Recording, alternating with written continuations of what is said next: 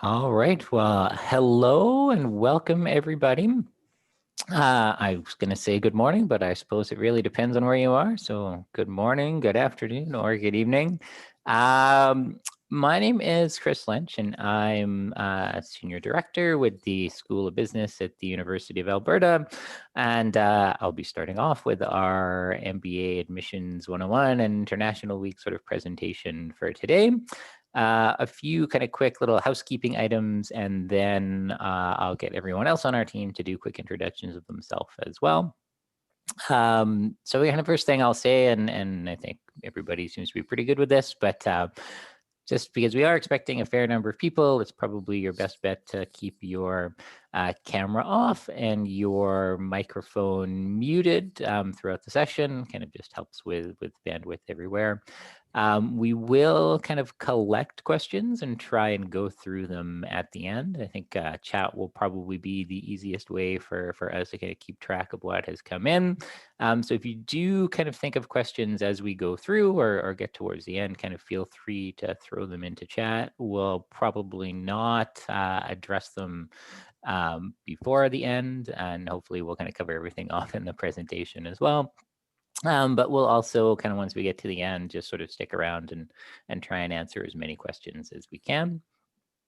Yeah, and I think that is probably kind of it for general housekeeping comments. So maybe I'll kind of turn it over to Aileen to do a quick introduction, and then we'll go through everybody else on the team. Thanks, Chris.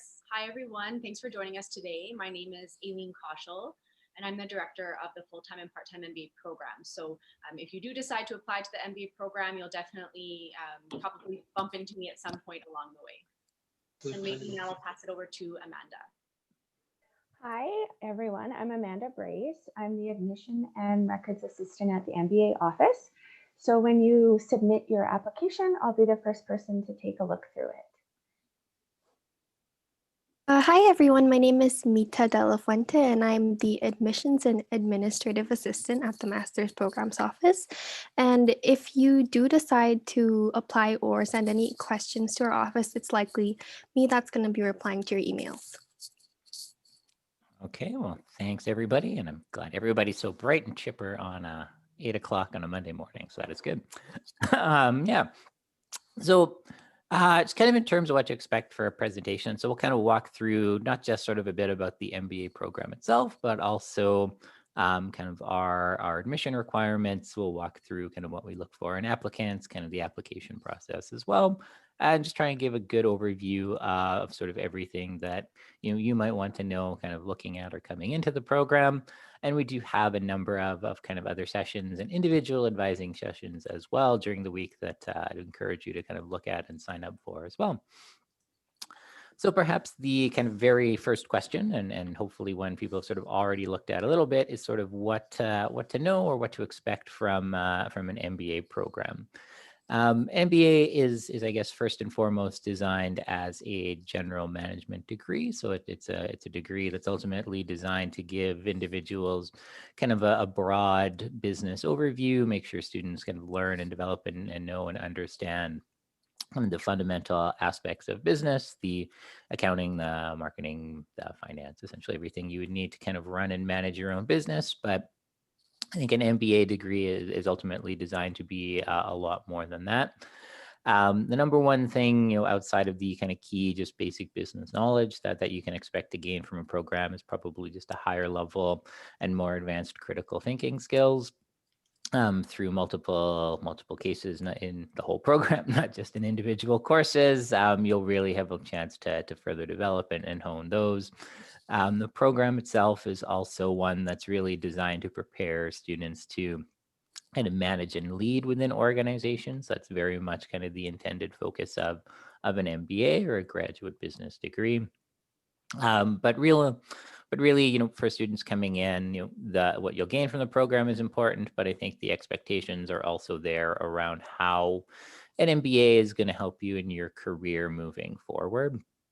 For us, we typically see the vast majority of our students coming in looking to, advance their career through the MBA, whether that's move into kind of a higher level position in their current industry or field, or looking to use the MBA as a way to kind of make a more wholesale change in terms of the area that they're working in, the industry that they're in, the type of role that they're in. And an MBA is a very powerful tool for that kind of career change as well. And I think this is also true of whichever program somebody's looking at, but an MBA is ultimately, designed and intended to be a transformative experience across the board, not just in terms of the, knowledge and skills that you gain, not just in terms of the, maybe change in career that you're looking at, but just transform the way you kind of look and interact with kind of the world at large, be more confident, more sure of kind of what you're looking at and presenting and confident in your opinions and having a good, solid understanding and kind of critical lens of looking at the world. So that's kind of high level what to expect. What does that sort of end up looking like for us and kind of who comes into the program? It typically, unlike I'd say virtually every other kind of graduate degree, an MBA is one that's designed to be broad-based and bring in students from many different backgrounds. And so this is a quick snapshot of our kind of current full-time class and kind of sort of the educational backgrounds that students have had. As you can see, roughly a quarter of our class comes from a traditional sort of business education background, and 3/4 of the class is coming from, areas outside of business. The actual percentages do kind of vary year to year to year for kind of the makeup of those different areas, but typically we are usually 75 to 80% of our students are coming from non-business backgrounds. That's pretty consistent. And the program is designed with that in mind. And so by saying that, what I mean is coming in that first year, those business fundamental courses, the kind of expectation of professors is that students coming in do not have, formal business training and kind of plan and tailor their courses accordingly to give students kind of that base knowledge that they need and kind of build and grow from there. And so this year is, again, also a bit different in terms of our class profile than it might normally be. We can thank COVID-19 for that. But some things have definitely stayed the same. And so like in our full-time program, the average work experience is pretty consistent year to year, and that it's going to be somewhere between kind of 4 to 6 years of experience for our full-time student cohort coming in. And that's work experience after students have finished their undergraduate degree. The average age is also pretty consistent, somewhere in the 28 to 29-year-old range, year to year to year. So those are definitely the ones that I'm pretty consistent about, or pretty sure are going to be similar moving forward as well. For as the kind of biggest change for our current class or 2020 class versus previous classes and sort of our expectation moving forward has definitely been around the international student enrollment. So typically we are wanting to see our class be about 50% international or students coming from outside of Canada and 50% domestic students in our program.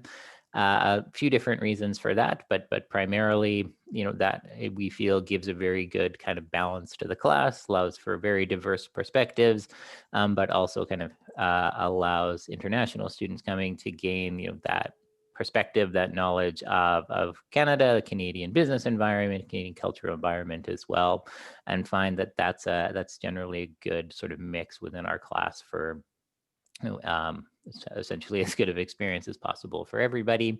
With their current cohort as well, 12 nationalities represented out of our 24% international class. So I think that's still pretty good for this year. Typically, it might be a bit higher than that in a normal year.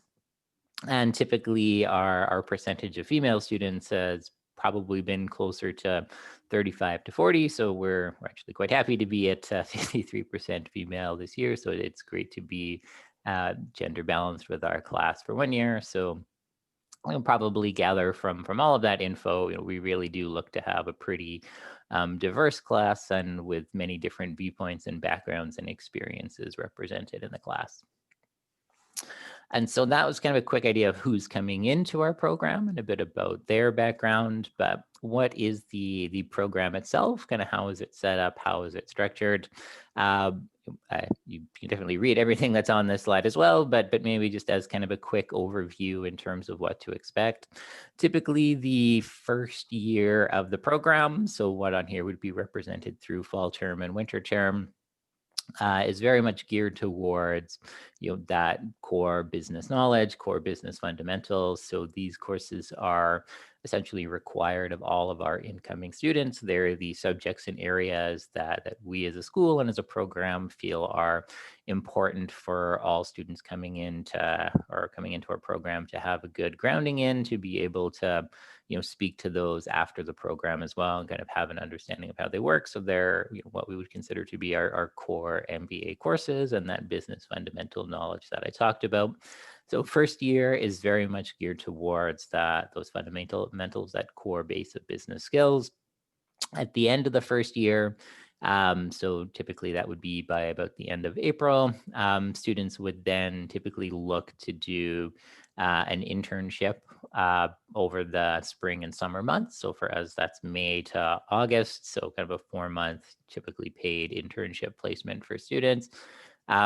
We don't, give out internships. We certainly work with a wide range of employers and ensure that there are opportunities for all of our students to apply to, but ultimately it's the employer and the student that would come to sort of an agreement in terms of an internship. So our role is sort of helping students prepare and be well placed for internships and to help find essentially internships or opportunities that are specific to Alberta MBA students to apply to. So kind of doing the internship is also just a great way to apply some of what you've learned during that first year of the MBA and also gain some Canadian experience and workplace experience on your resume and kind of help you prepare for that post-grad position that's be coming up in about another year's time.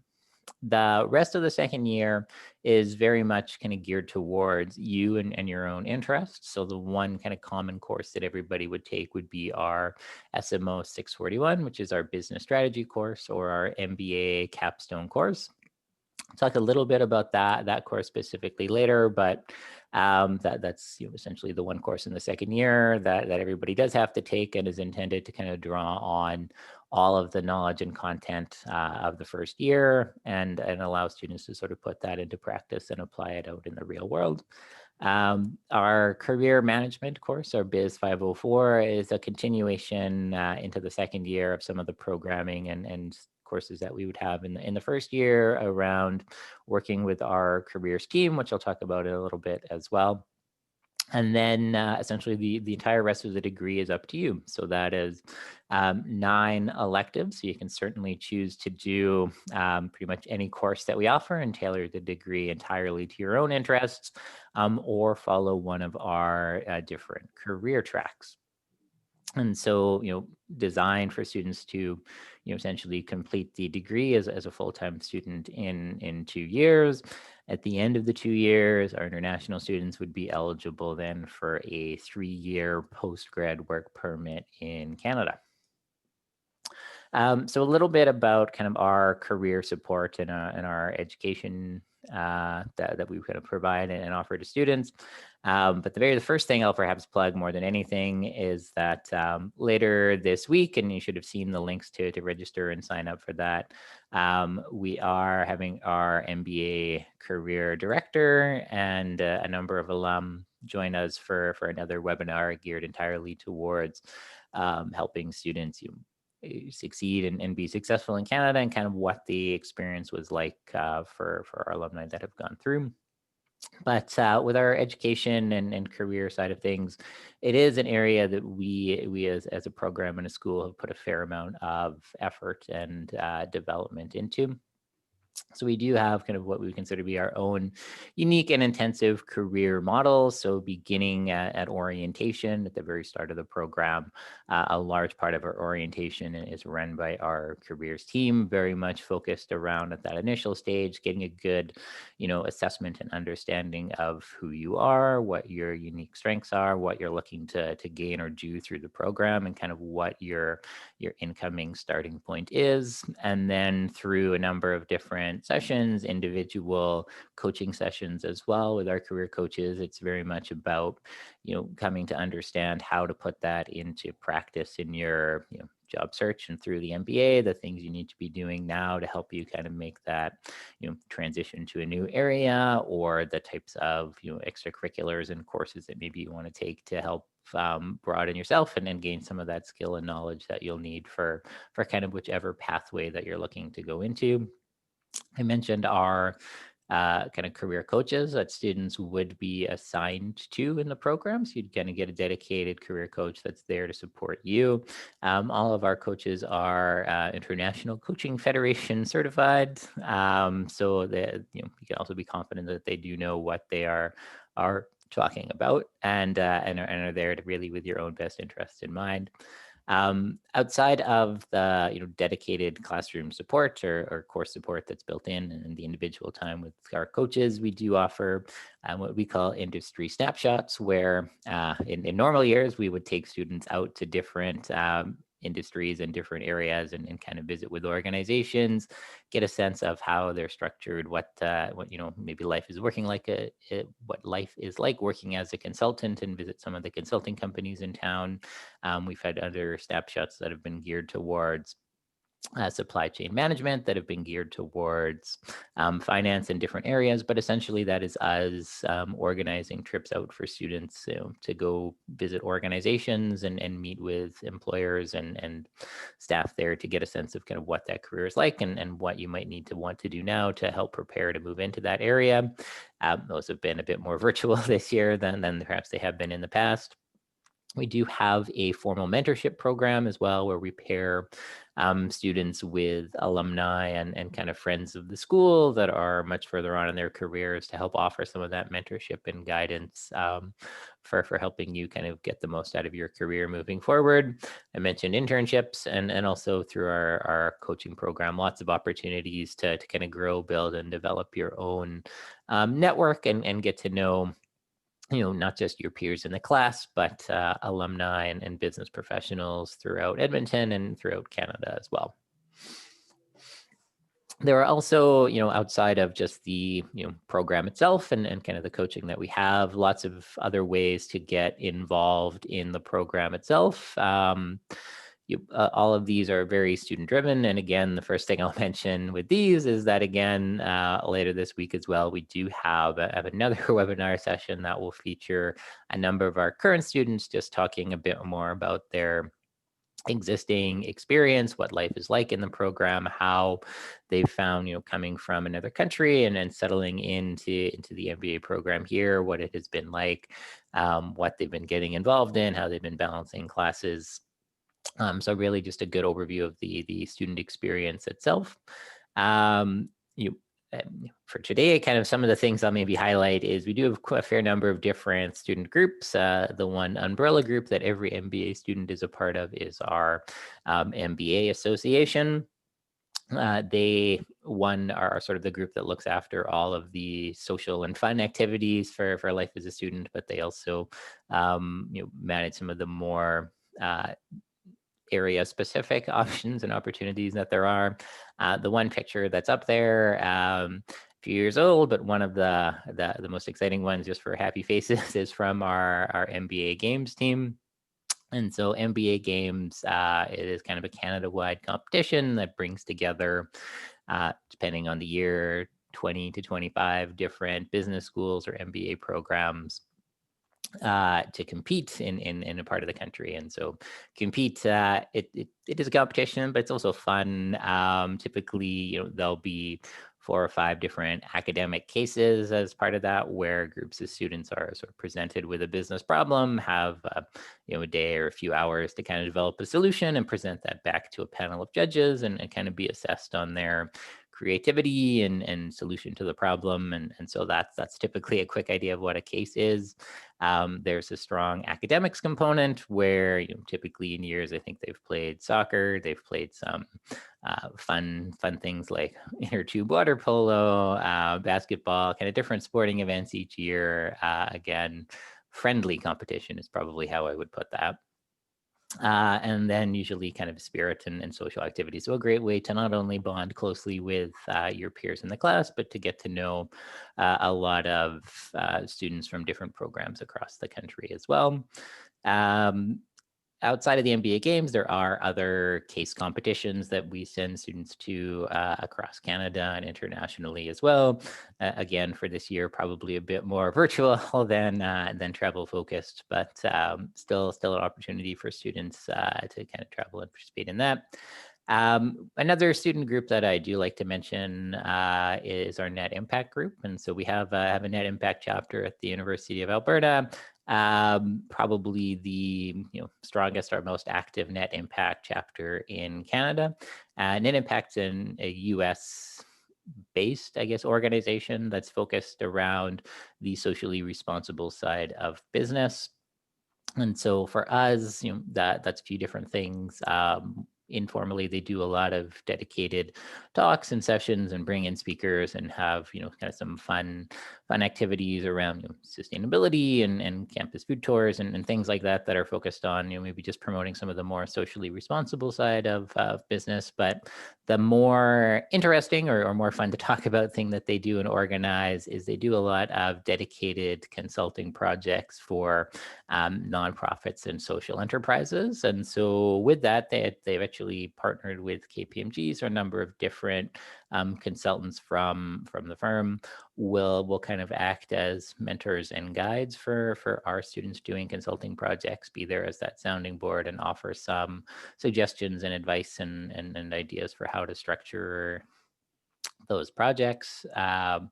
And really from the student point of view, I think that's a great way to not only, apply some practical skills and gain some more dedicated experience, but also feel like you're involved in the community and helping to kind of give back and help out organizations that probably would not be able to get or access that type of skill or knowledge otherwise.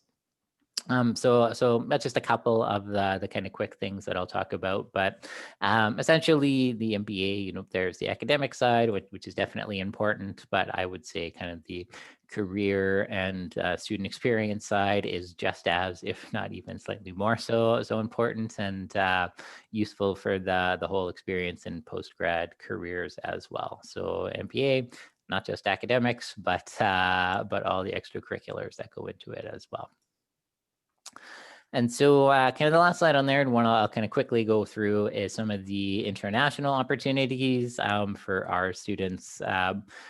Again, these have been a bit scaled back this year, but we're very cautiously optimistic, I shall say, that in 2023, we'll be back to sort of normal in terms of the different opportunities that are available, and hopefully some maybe scaled back opportunities will be available in 2021 as well. The first one on there is study tours. And so for us, kind of what a study tour is or the intent behind it, it is a 3-credit class, would be one of the electives in the program. It would involve traveling to an international destination for kind of 1 to 2 weeks and be built around company visits, getting an understanding sort of business and how it's run and how that particular industry or sector or our country sort of looks at and approaches things. So intended to give students a more broad view of business and a way of looking at things beyond maybe what is common in Edmonton or maybe where somebody is from as well. We've been to a few different destinations over the years. So the one photo on there is from our kind of US West Coast trek, which was very technology and innovation focused. And we were in essentially San Francisco, Silicon Valley, and Seattle. And that's just out in front of the Amazon Go store in Seattle, where you can grab whatever you want and walk out. And as long as you have the app, it will charge your account without having to go through a checkout or anything, which is kind of fun and kind of neat. So that trip is one we'll probably continue to do in the future as well. And that's just getting a bit more exposure to businesses and organizations in that tech and innovation space. We've had trips that have gone to Europe and been to Germany, the Netherlands, and Italy, and been focused around family business. And so with that, it's maybe meeting more 5th, 10th generation family businesses and getting a sense of how they've kind of restructured their organizations or been able to continue as an ongoing concern as a family business that far into the future. We've had trips that have been to China and been very just kind of broad international business focused, trips that have been to kind of Latin and South America as well. So we'll kind of see where some of those destinations are moving forward as well. But that's a good way to gain some international experience and exposure in the MBA, but not have to commit to being outside of Edmonton and away for a large period of time. Some of the longer options, we do have both exchange and dual degree programs. Exchange options would be studying at one of our 25 different partner schools for a set length of time. So on the shortest end, there are kind of 3 or 4 week long individual courses that you would just take at a partner and have that count back towards the MBA here. There are sort of 4-month or 1-term exchanges where you do 4 or 5 courses at a partner and have that count back. And then there are the options to do a full year exchange or do what we would call a dual degree. And so that would be studying at one of our partners for a full year and essentially graduating with both an MBA from the University of Alberta and a master's degree from one of our partner dual degree schools. A little more limited in terms of who those partners are. So we only have 3 partners that we have a formal dual degree arrangement with. One is EdHec, so a French business school. One is WHU Koblenz, a German school, and the other is the Nagoya University of Commerce and Business from Japan. But that's, I think, really neat and interesting because not only do you get the experience, but you also get that international credential as well. And then kind of the last one that I will plug for international opportunities is our Frontiers of Business course. This is also a accredited course, so one that would count towards some of the electives in your program.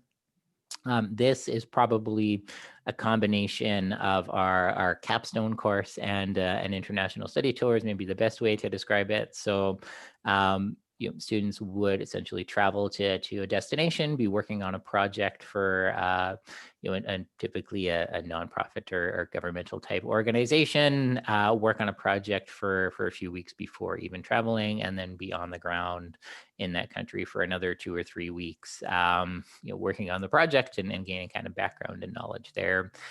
Some examples of what that might entail. So we've had students travel to Ethiopia and work with the health authority there on kind of a business case for a regional cancer care center for Ethiopia and kind of 7 surrounding African countries.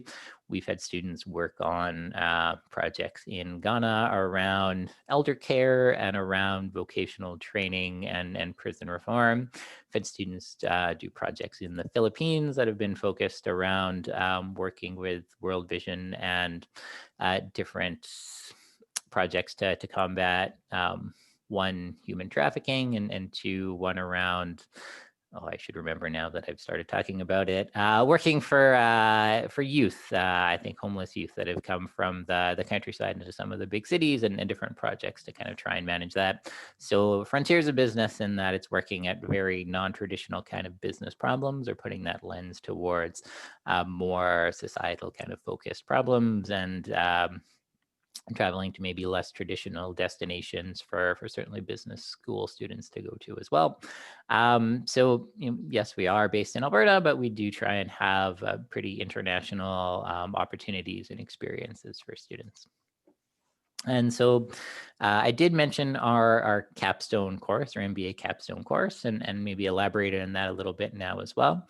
So our capstone course is obviously the capstone for the program, but it's built around, an outside project for different organizations. And so every year we'll bring in, 5, 10, 15 different projects that students are able to kind of choose from or select.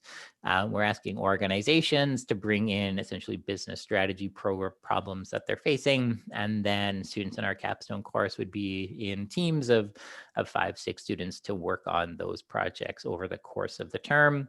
We do, again, try and have a pretty diverse range and slate of projects every year, ranging from nonprofit to government to private industry.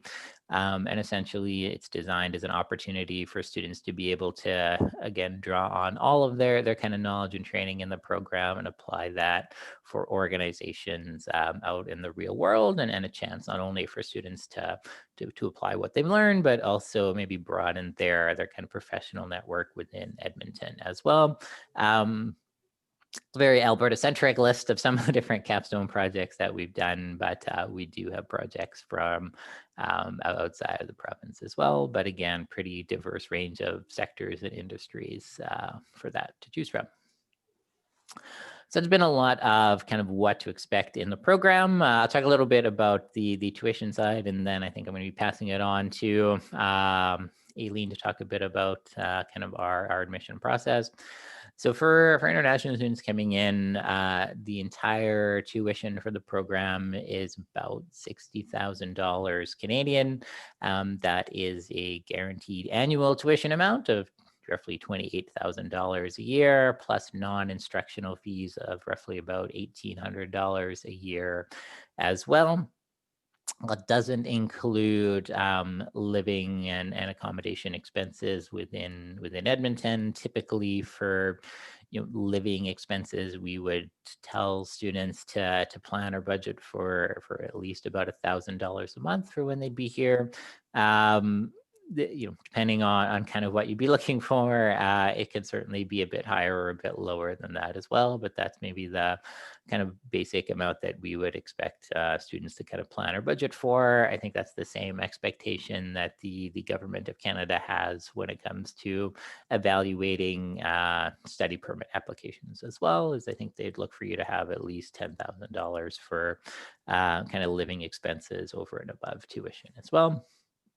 So with that being kind of the base tuition, I will mention that there are a number of different entrance awards and scholarships that are available for students as well. For entrance awards, these don't require a formal application. We would just automatically consider anybody who's been admitted into the program.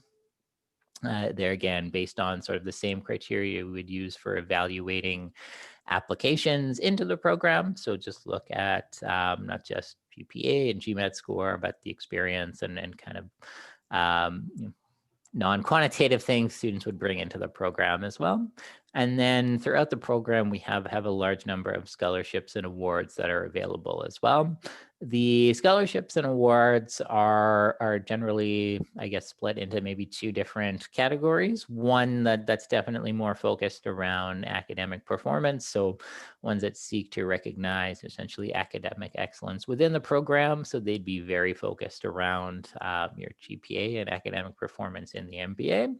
And the other roughly half of the awards are more targeted towards community involvement and the, I guess, non-academic student experience. So more focused around rewarding students that have been involved in kind of leadership positions in some of these student groups and student clubs and that sort of thing. So again, trying to recognize not just the importance and excellence students might be able to offer academically, but also in the overall student experience and all the kind of other things that go into making an MBA the degree that it is.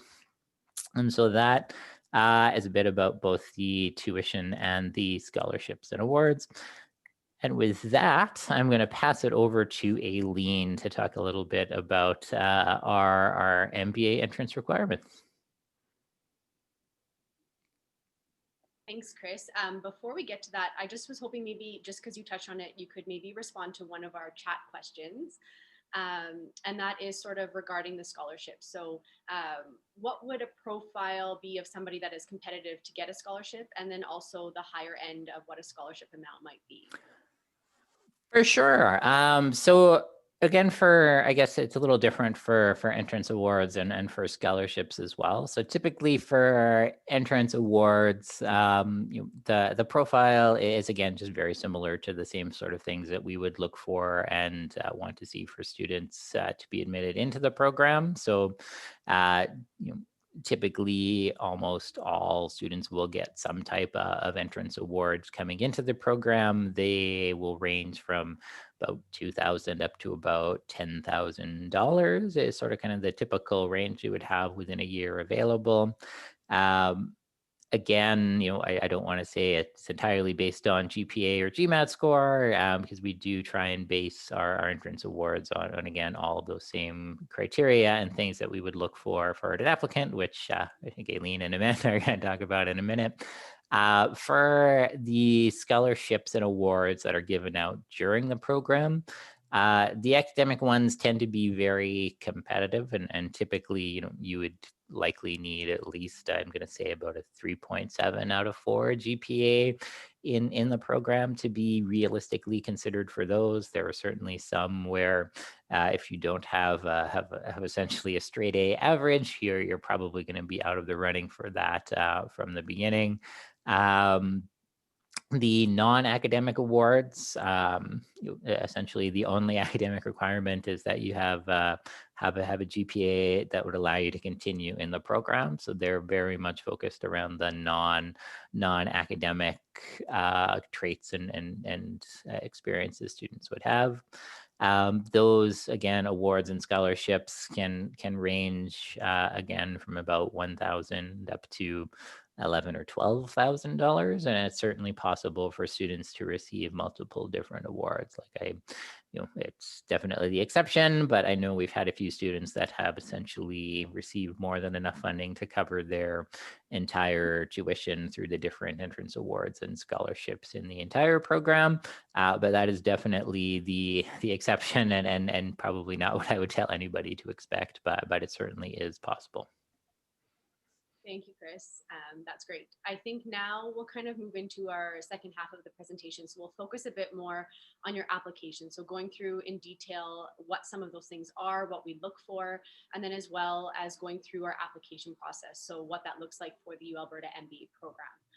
So essentially this slide is just showing the individual items of your application package. So between myself and Amanda, we'll be taking you through what each of those items are, why they're important, and really what we look for. So I think the key takeaway from this slide is, while your GPA is important, your GMAT score, your English language proficiency, those are all important scores, but we really look at things holistically. So we want to see somebody that has great work experience, your career progression, your letters of reference. We want to see and hear from people that have worked closely with you, what are your leadership abilities and how do you work in teams and so on and so forth. So really that application package is very holistic. So when the admission committee is looking at this, again, not one thing isn't necessarily more important than another thing. We really look at everything as a whole. So next, Amanda will be taking you through sort of your transcripts, your work experience, and your resume, and then I'll be rounding that out with the remaining items there. So over to you, Amanda. So hi, everyone. I'm going to go over transcript requirements. So I'll give a little overview and then I'll go into the country specifics.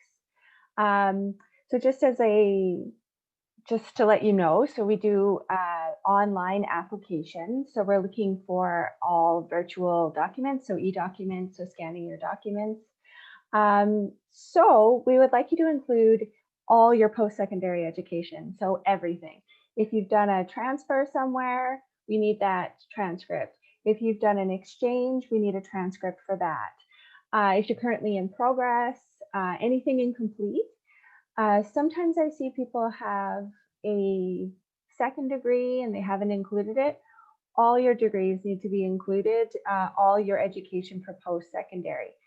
With that in mind, we don't need your high school or anything else, just your post-secondary.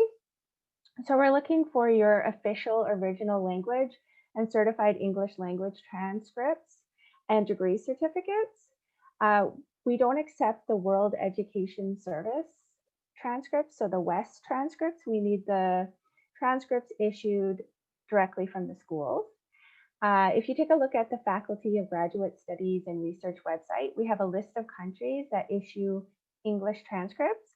So if your country or your university is on that list, you don't need to worry about providing English transcripts. It's already a certified English document. So a big thing is grading scale. Often I get applications and the grading scale isn't included, and this will slow down the application process. Basically, we want to make sure you have all your virtual documents in and we don't have to ask you for anything. So that makes it faster on our end and faster for you, and it's a win-win. So for the grading scale, it's usually included with your transcript. So it's often on the back. You can take a look. We don't need you to, I know on the grad studies website, it says to scan the back of all your transcripts, but that's not necessary unless there's important information on there, like the grading scale. So the grading scale, just to be clear about what that is, often it'll give numerical values for the alphabet. So S is a 10, A is a 9, things like that. So that's really helpful to include in your application. And this is especially important during COVID-19, not to send your documents through the mail to us, to scan them and upload them into the application portal as we're working from home, and this will slow down the process. So if the school says, I don't issue electronic documents, that's okay. You can ask them to send it to your address, scan it, and upload it to the application portal. So we'll talk a little bit about China. So you need your official original language and your English language translation. The big thing for China is we need your degree certificates in both languages as well as the graduation certificate. So sometimes I see them submitted and we don't have that, and that's an important part. And of course, include the grading scale. So for India and Pakistan, I know there's different versions of transcripts issued. So there's the consolidated that show all your marks and all your semesters on 1 to 2 pages. And then there's mark sheets that show an individual semester on each page. So what we're looking for is the individual semester mark sheets. So 1 semester per page. And then if you can scan it all as one file instead of separate files, that would be great. Again, include the grading scale, and we'll need your degree certificates. And you only need a certified English translation if your documents are issued in a language other than English.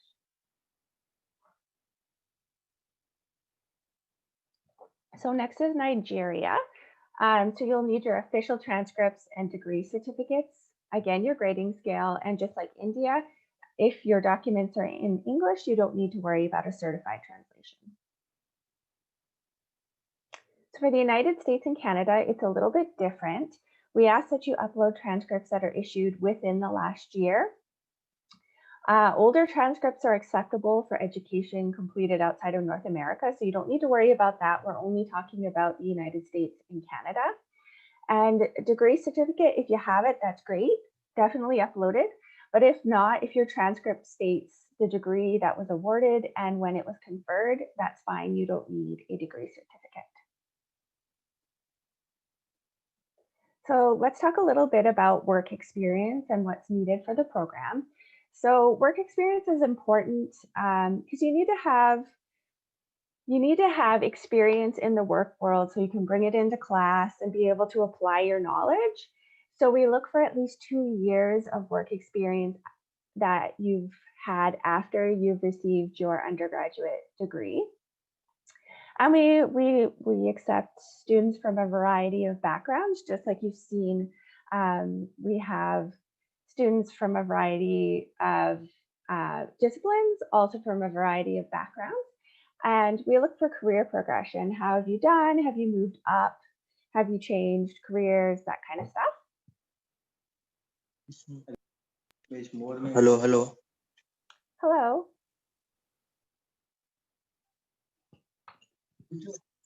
Yeah, I have completed my bachelor and I don't have any work experience. Can I apply for MBA? If you have no work experience, no, we look for at least 2 years of full-time work experience. So for resumes, we'll just go through a little bit of do's and don'ts. So make sure it's easy to read. Sometimes I look at resumes and there's not much white space and it's very busy and difficult to read. So you want to have some margin, some white space, 1 to 2 pages long. And the thing is, it would be better to have it 2 pages long if it's legible and you can really look at it than 1 page. Chronological order, please list the months of the year. So we want to be able to take a quick look at your resume and say, where are you right now? What are you doing right now? You can include the most detailed information about your current job so we know what you're doing. Have it action oriented, use action verbs, don't use the passive voice, let us know your skills. And make sure you proofread it. You can have someone else take a look at it and see, because sometimes you're looking at your own documents and it's hard to catch errors. For the don'ts, it's best not to use technical jargon and acronyms, especially if it's specific to your field. As we're interdisciplinary, it's good to have it so anyone can read it and know what you've been up to. Please don't list work experience out of order, because then it can look like you don't have a current job. Please don't list unnecessary info. So we don't really need to know about your high school experience or kind of the older stuff. We're looking more for your degree and what you did after it. Again, outdated resume, make sure it's up to date. We want to know what you're up to, the experience you have. And it's great to have a bit of a bigger font, like 10 is usually good. Anything lower than that, it's a bit difficult to read. So you just want to make sure it's legible, concise, and it reflects your skills and what you want us to know. And now I'm going to hand it over to Eileen, and she'll talk about the rest of the application document. Thanks, Amanda. Actually, if you don't mind, there were just a couple transcript questions in the chat. So one of them that maybe you could clarify for the group here today is West transcripts. So are those valid, and can somebody submit those?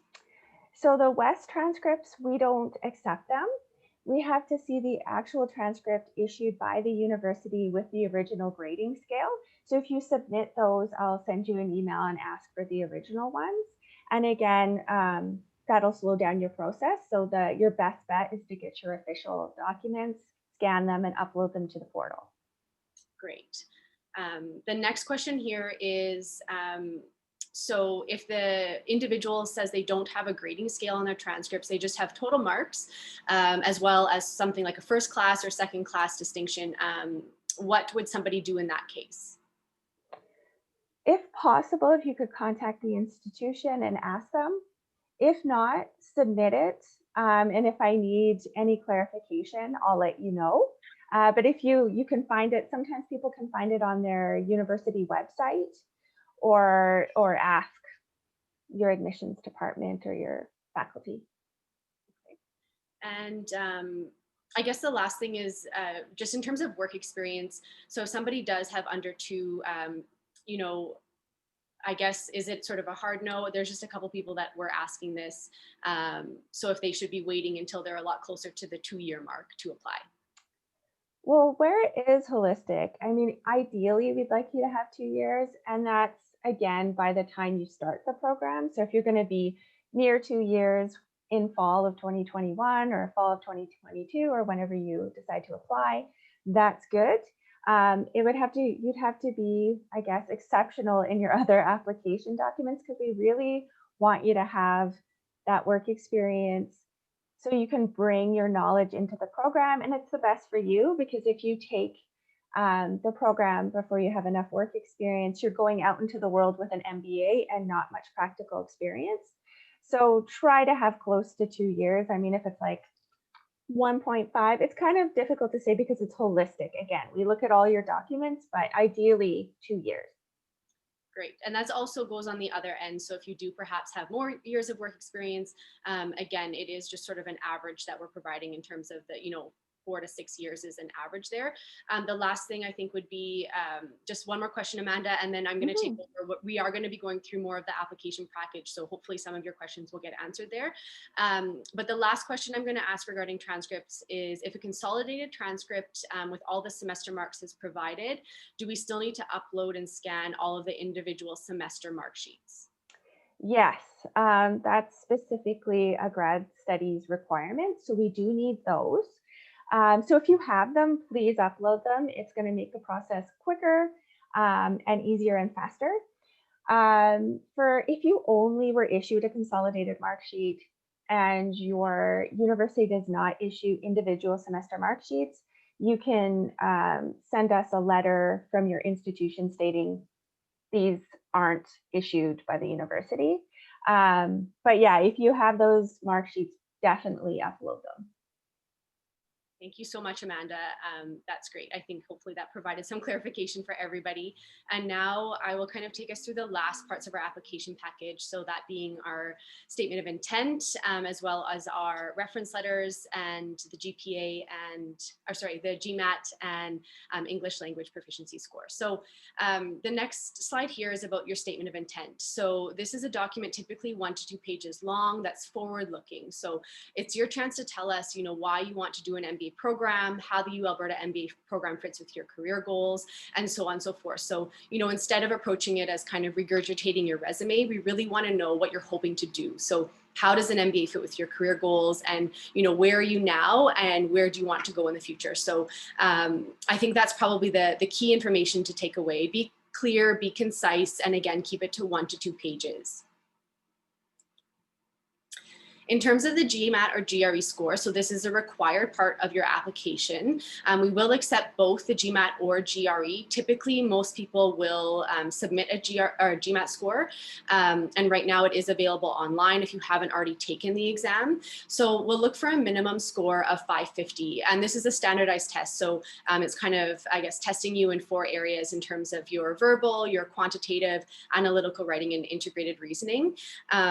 So, if you're aiming for the 550 mark, you should be good. Typically, it changes every year, but around maybe 610 to 620 would be about an average GMAT score for our intake. Everybody prepares for this differently, so it really depends on what works best for you. Some people like to take in-person classes. Some people prefer to study on their own, or perhaps buy a GMAT study book, things like that. So just know yourself and how you study best to prepare for this. If you are somebody that doesn't have work experience yet, maybe you're still in your undergraduate degree or you've recently graduated, your score is valid for 5 years. And typically we would recommend writing the GMAT exam right after, or even if you are in your undergraduate degree. Again, it's valid for 5 years, and sometimes things are a bit fresher in your mind when you're closer to your completing your undergraduate degree. So definitely write that if you have an MBA in mind in the future.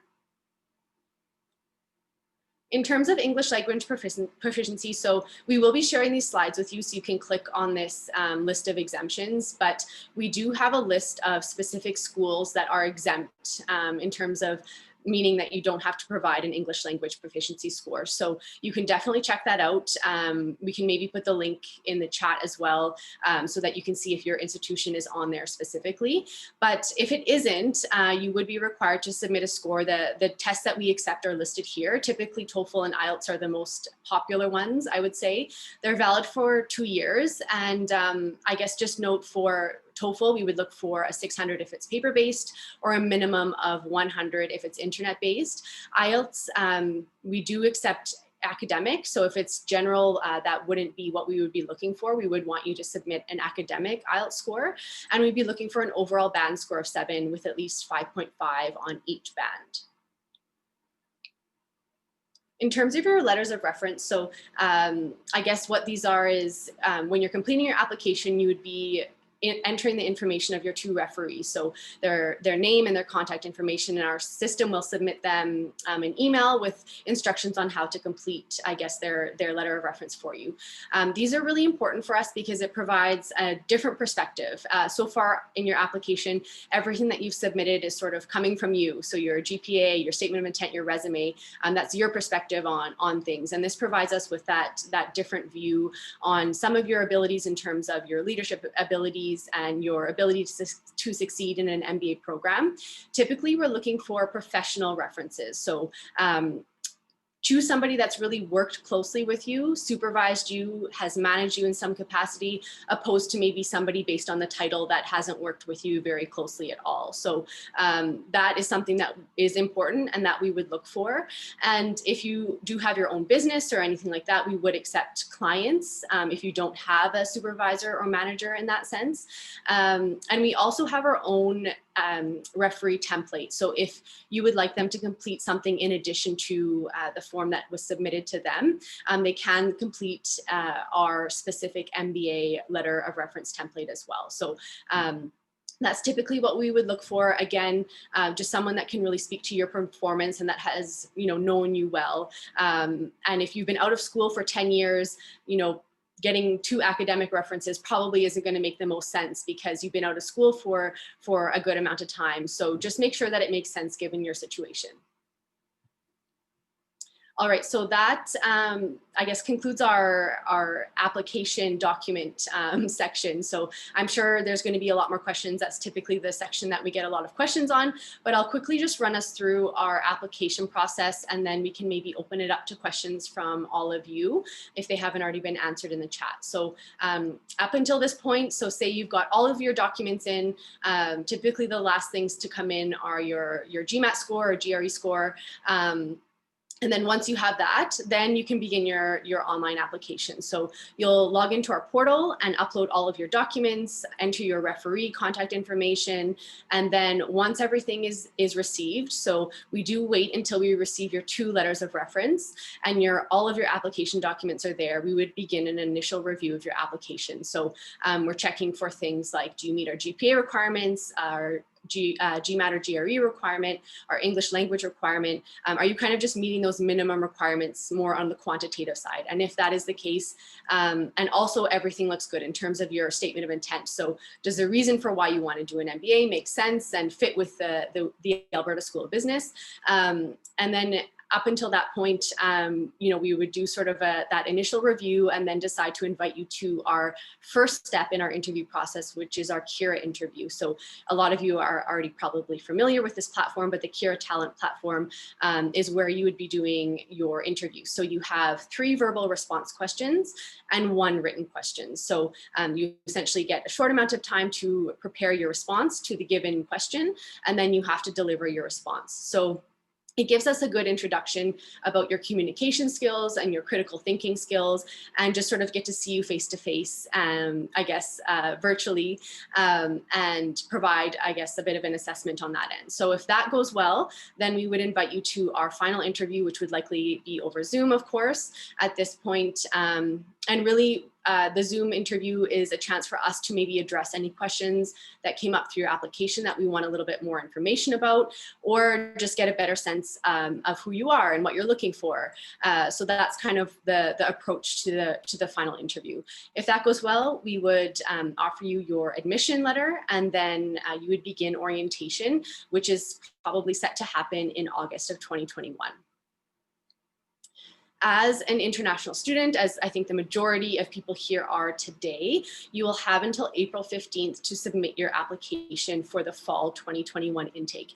I'll mention that we do only have the 1 intake every year for our MBA program. So that is every fall. So if you don't have work experience, if you don't get the GMAT done for whatever reason, if you don't apply for this intake, typically our applications will open in October for the following year intake.